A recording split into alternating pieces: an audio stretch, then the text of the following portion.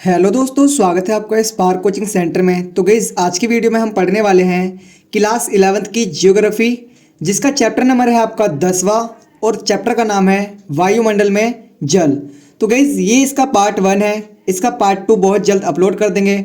साथ ही साथ ये जो हमारी है वो बुक फर्स्ट है, बुक सेकंड भी हम बहुत जल्दी अपलोड कर देंगे इसके बाद। यानी कि आज आपका 10वां चैप्टर है, फिर 11वां, फिर 12वां, फिर 13वां, फिर 14वां, फिर 15वां, मतलब कि सारे जो चैप्टर हो जाएंगे उसके बाद सेकंड बुक भी अपलोड हो जाएगी और उसी के साथ हम पार्ट 2 भी अपलोड कर देंगे सारी वीडियोस के। तो गाइस, मैं आपको बता देना चाहता हूँ, यहाँ पर हम सिर्फ जियोग्राफी नहीं, पॉलिटिकल, हिस्ट्री इत्यादि भी करवा रहे हैं। सभी के नोट्स प्रोवाइड किए जा रहे हैं। साथ ही साथ आपको यहाँ पर इंग्लिश भी टीच की जा रही है। तो आप सभी चीज़ों का बेनिफिट एक ही चैनल के माध्यम से ले सकते हैं और अच्छे से अपनी पढ़ाई को जानदार शानदार कर सकते हैं, ताकि आप कहीं ना कहीं 11th क्लास में अच्छे नंबरों से पास भी हों और अच्छे से पढ़ भी सकें। ठीक है। और गाइस, मैं आपको बता दूं कि आप लोगों को तो जरूर चैनल को सब्सक्राइब कर लेना चाहिए, क्योंकि आने वाले टाइम में जब आप 12th क्लास में आएंगे तो आपको बहुत बेहतरीन तरीके से इंग्लिश स्पोकन कोर्स करवाया जाएगा यहाँ पर। साथ ही साथ अलग अलग सब्जेक्ट्स के अलग अलग टीचर आपको यहाँ पर टीच करेंगे, जो कहीं ना कहीं अपने सब्जेक्ट में विशेषज्ञ होंगे, यानी कि उनको वो सब्जेक्ट बहुत अच्छे से आता होगा। तो जो 12th क्लास है वो बहुत यूनिक होने वाली है आप लोगों के लिए। तो चैनल को अभी से सब्सक्राइब कर ले और उन दोस्तों के साथ शेयर कर दें जो कहीं ना कहीं आपके क्लोजली हैं या फिर आपके क्लासमेट्स हैं। आइए स्टार्ट करते हैं आज की वीडियो। सबसे पहले हम पढ़ेंगे महत्वपूर्ण जानकारी कि आखिरकार चैप्टर में है क्या। देखिए, महत्वपूर्ण जानकारी में पूरे चैप्टर के बारे में जो चीजें होती हैं उसी के बारे में हम यहाँ पर थोड़ा सा जानेंगे। बता रखा है, महासागरों, वायुमंडल और महाद्वीपों के बीच जल का आदान प्रदान, वाष्पीकरण, बाष्पोत्सर्जन, संघनन और वर्षण के द्वारा निरंतर होता रहता है। मतलब कि जो वर्षण के द्वारा क्या होता है, जो वाष्पीकरण है, जो बाष्पोत्सर्जन है, संघनन है, ये नियंत्रण होते रहता है, मतलब लगातार होता रहता है। पृथ्वी पर जल के इस अनंत संचरण को जलीय चक्र कहते हैं। इसी को क्या कहा जाता है? जलीय चक्र कहते हैं। मतलब जो वाष्पीकरण होना, फिर पानी का फिर नीचे आना, फिर वाष्पीकरण होना, फिर बारिश बन के फिर नीचे आना, तो ये सारी चीजें क्या कहलाती है? यही कहलाता है आपका जलीय चक्र कहलाता है। समझ में आ गया? चलिए आगे चलते हैं। आगे दिखा रखा है, वायुमंडल में मौजूद अदृश्य जल वाष्प की मात्रा को आर्द्रता कहते हैं। मतलब जो हमें देख नहीं पाती ना, जो हम देख नहीं पाते, उसी जो जो जल वाष्प होते हैं, जो पानी की जो मात्रा होती है, उसी को क्या कहते हैं? आर्द्रता कहते हैं। क्या कहते हैं? आर्द्रता। चलिए, वेरी गुड। आगे देखिए, बता रखा है, जल के तरल से गैसीय अवस्था में परिवर्तन की क्रिया को वाष्पीकरण कहते हैं। जो जल की तरल अवस्था है वही जब गैस के रूप में ऊपर उठती है उसे ही क्या कहा जाता है? वाष्पीकरण। मतलब कि जो पानी है, पानी की जो बूंद एकदम बहुत छोटी छोटी महीन बूंदें, जो वो वही जो गैस बनकर हवा में उड़ने लग जाती हैं, उसी को क्या कहते हैं? वाष्पीकरण कहते हैं। समझ में आ गया? चलिए, वेल एंड गुड। आगे दिखा रखा है, जल की गैसीय अवस्था में तरल या ठोस अवस्था में बदलने की क्रिया को संघनन कहते हैं। मतलब कि जो आपकी जो तरल या फिर ठोस जो अवस्था होती है ना, उससे उसके जल की जो गैसीय अवस्था होती है उससे जो तरल या फिर ठोस जो बनता है ना, उसे ही संघनन कहते हैं। मतलब कि जो आपका जो गैस के मतलब कि जो वाष्पीकरण हुआ था, जो बहुत छोटे छोटे बूंदों में आपका जो पानी था, ठीक है, जो वाष्पीकरण हुआ था, वही जब या तो तरल रूप ले लेता है या फिर ठोस हो जाता है या तो बर्फ बन जाए, तो इसे ही क्या कहते हैं? इसे ही कहते हैं संघनन। ठीक है। पेपर में बहुत बार क्वेश्चन आता है कि संघनन से आप क्या समझते हैं, तो आपको यही लिखना है। ठीक है। नेक्स्ट है वर्षा के प्रकार, संवहनीय वर्षा, पर्वतकृत वर्षा, चक्रवातीय वर्षा। ठीक है। तो 3 प्रकार है, संवहनीय वर्षा, पर्वतकृत वर्षा और चक्रवातीय वर्षा। ठीक है। ये क्या है? ये 4 प्रकार की जो है, सॉरी 3 प्रकार की क्या है? ये वर्षा है। आगे चलिए। देखिए गाइज, अभी हमने महत्वपूर्ण जानकारी पढ़ा, अब हम पढ़ेंगे महत्वपूर्ण प्रश्न। ठीक है। तो गाइज, यहाँ पर जो आपको क्वेश्चन करवाए जा रहे हैं बहुत ही इंपॉर्टेंट है, पेपर में बहुत बार पूछे जा चुके हैं। अच्छे से पढ़िएगा, नोट्स बनाइए, क्योंकि ऐसे नोट्स आपको किसी और चैनल पर नहीं मिलेंगे। 100% गारंटी है इस चीज़ की। ठीक है। आगे देखिए, बता रखा है, और नेक्स्ट टाइम तो जब आप 12th में आएंगे तो और बेहतरीन तरीके से नोट्स आपको करवाए जाएंगे। ठीक है। So we don't worry. आगे देखिए, क्वेश्चन नंबर फर्स्ट है, सब्लिमेशन क्या है? सब्लिमेशन एक वर्ड है, उसका मतलब बताना है। आगे देखिए, वह प्रक्रिया जिसमें वर्ष पिघलकर जल तथा बर्फ, यहां पर बर्फ है। ठीक है। वह प्रक्रिया जिसमें बर्फ पिघलकर जल तथा कभी जल वाष्प में बदल जाती है सब्लिमेशन कहलाती है। मतलब कि कभी बर्फ पिघल जाती है जल में और तथा कभी जल वाष्प में बदल जाता है, तो इस प्रक्रिया को क्या कहते हैं? सब्लिमेशन कहते हैं। समझ में आ गया? चलिए आगे देखिए, क्वेश्चन सेकंड दिखा रखा है, आर्द्रता से आप क्या समझते हैं? जो आर्द्रता होती है उससे आप क्या समझते हैं? आइए देखते हैं।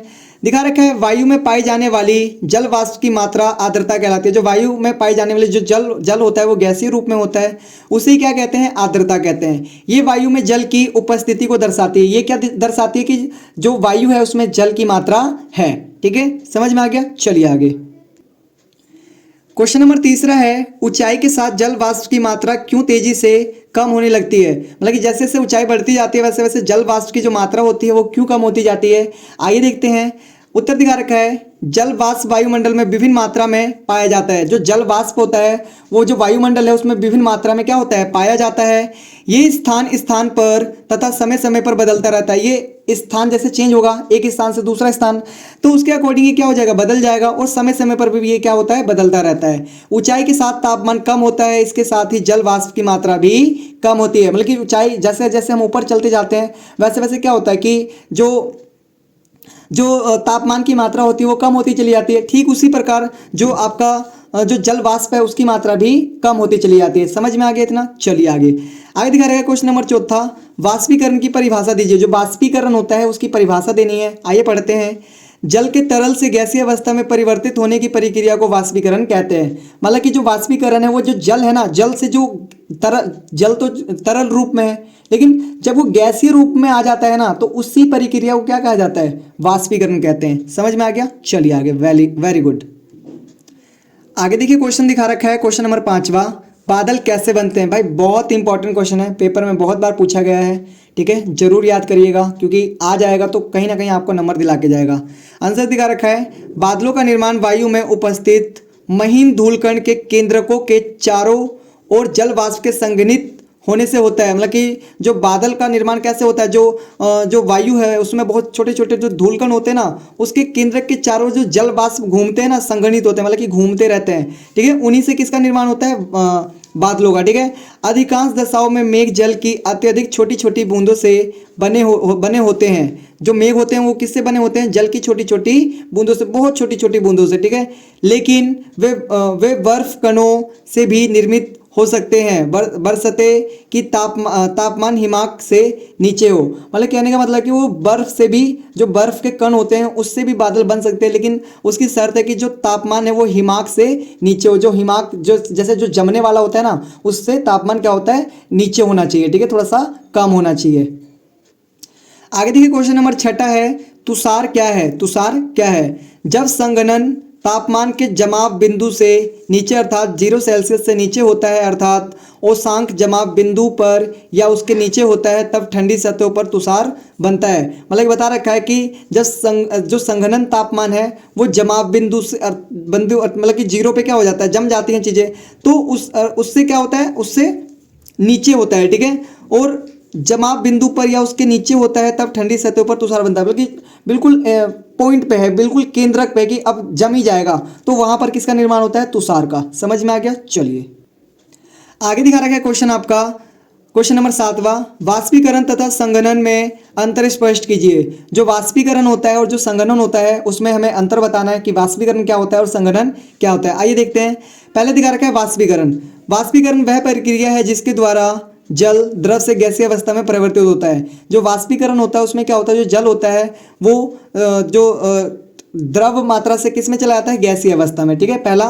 दूसरा, वाष्पीकरण का मुख्य कारण ताप है। जो वाष्पीकरण होता क्यों है, तापमान के कारण, मतलब तापमान के बढ़ने के कारण क्या होता है, वाष्पीकरण होता है। नेक्स्ट दिखा रखा है, जल वाष्प का जल के रूप में बदलना संघनन कहलाता है। मतलब कि जो वाष्प है ना, मतलब जो पानी की जो छोटी छोटी बूंदे हैं उसी का जो पानी में बदल जाना, मतलब कि जल के रूप में बदल जाना, जो वाष्पीकरण हुआ था पहले उसी का जल के रूप में बदलना ही क्या कहलाता है, संघनन कहलाता है। क्या कहलाता है, संघनन। चलिए वेरी गुड। आगे देखिए दिखा रखा है दूसरा पॉइंट, हवा के तापमान में कमी संघनन के लिए मुख्य कारण है। अगर हवा के तापमान में जो कमी होती है उसी के कारण जो संघनन होता है वो होता है। ठीक है, समझ में आ गई बात। चलिए आगे देखिए क्वेश्चन नंबर 8वां दिखा रखा है, ओस क्या है, ओस बनने के लिए अनुकूल परिस्थितियां क्या हैं। देखो जो ओस होती है वो क्या होती है और वो बनती कैसे है ये बताना है हमें। चलिए देखते हैं। ओस संघनन का रूप है। ओस क्या है, एक तरीके से संघनन का रूप है। दिन के समय पृथ्वी गर्म हो जाती है और रात्रि को ठंडी हो जाती है।